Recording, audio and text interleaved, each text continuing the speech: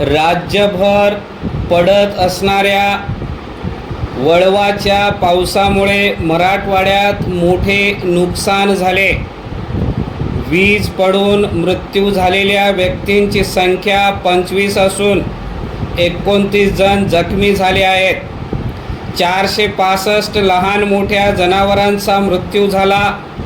मे महिन्यात पडणाऱ्या पावसामुळे वीज पडण्याचे प्रमाण अचानक वाढले. विभागात 403 एवढीच वीज अटकाव यंत्र आहेत. त्यातील 350 यंत्रे फक्त बीड जिल्ह्यात लावलेली आहेत. मात्र या यंत्राचा उपयोग होतो का याचा अभ्यास झालेला नाही. आता बीडच्या जिल्हाधिकाऱ्यांवर हे काम सोपविण्यात आले आहे. अनेक बागायती पिके काढण्याच्या आधीच अवकाळी पावसामुळे 8,636 हेक्टरवरील पिकांचे नुकसान झाले. जोरात पाऊस झाल्यावर कुठे पाऊस होऊ शकतो याचे आढावे पूर्ण होण्याआधीच नदी नाले दुथडी भरून वाहू लागले. पुरात नागरिक वाहून जाण्याच्या घटनाही नांदेड जिल्ह्यातील हदगाव आणि बीड जिल्ह्यात घडल्या. शहरी भागातील अनेक रस्त्यांना नदीचे रूप आले. दुचाकी वाहून गेल्या. वळवाच्या पावसाने फायदा होण्याऐवजी नुकसानच अधिक झाल्याचे चित्र आहे. परिच्छेद.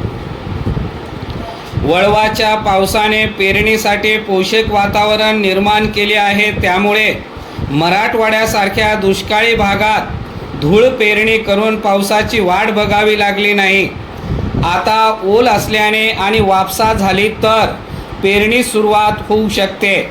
पण पुढे पाऊस कधी याचा अंदाज घेण्यासाठी हवामान विभागातील अधिकारी कोणती सूचना देतात याकडे शेतकऱ्यांचे लक्ष लागले आहे.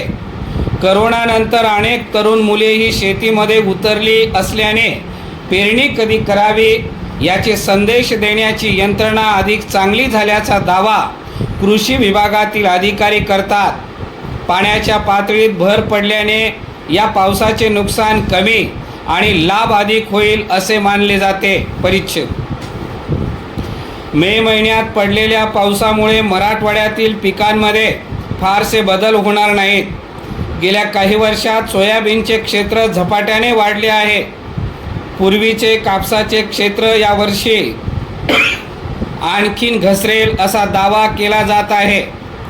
13,72,000 हेक्टरवर कापूस आणि त्याच्या दुप्पट म्हणजे 26,19,000 हेक्टरवर सोयाबीन असे यावेळी पेरा राहील असा अंदाज आहे. या वळवाच्या पावसानंतर पीक पद्धतीमध्ये फारसा बदल होणार नाही. मात्र पेरणी कधी होईल याचे वेळापत्रक पुन्हा बिघडेल असे चित्र आहे. पूर्वी दुष्काळी स्थितीमुळे तर आता वळवाच्या पावसामुळे पेरणी लांबेल असे सांगण्यात येते. वेळेआधी पाऊस झाल्याने उडीद आणि मूग या दोन्ही पिकांचा पेरा वाढेल असे सांगण्यात येते. त्याचबरोबर स्टार्च आणि इथेनॉलसाठी मका पिकांचा उपयोग होणार असल्याने यावर्षी छत्रपती संभाजीनगर आणि जालना या 2 जिल्ह्यात मका पीक वाढेल. यावर्षी मका पिकास बाजारभाव चांगला असल्याने एका पिकाचे क्षेत्र वाढू शकेल असा अंदाज आहे. पण हे सारे समीकरण वेळेवर पेरण्यात झाले तरच आहे.